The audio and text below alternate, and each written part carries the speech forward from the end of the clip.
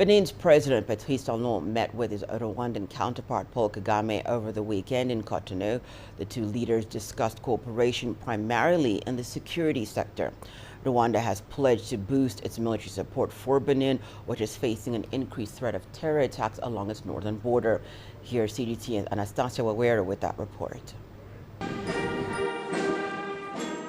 Gulf of Guinea states, including Benin, Togo, Ghana and Cote d'Ivoire, are anticipating a spillover from a militant insurgency in Burkina Faso.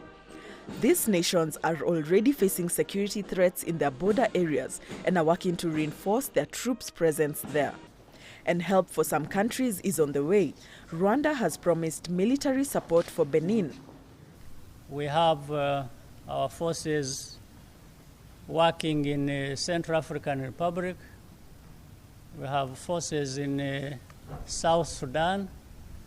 We have forces in Mozambique, and so on and so forth.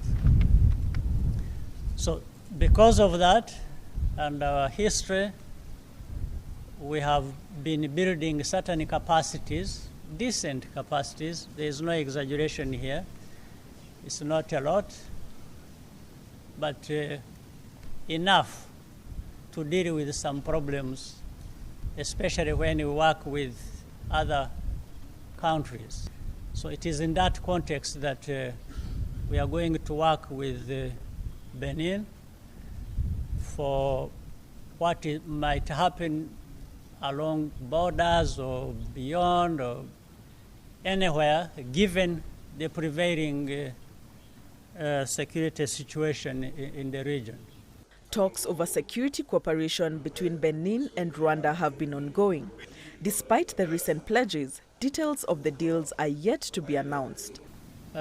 People from Benin, brothers and sisters, also extending their competencies to us. It could not happen all at the same time, but the principle is that it is going to be back and forth in all sectors, in all areas. So I don't see any problem at all. Benin and Rwanda, we are going to give visibility in terms of South-South cooperation. We often talk about it without much faith, without much substance. But the little we have done in a few years has already shown that cooperation between two African countries can be a good dynamic. In Burkina Faso, the military junta this week declared a general mobilization.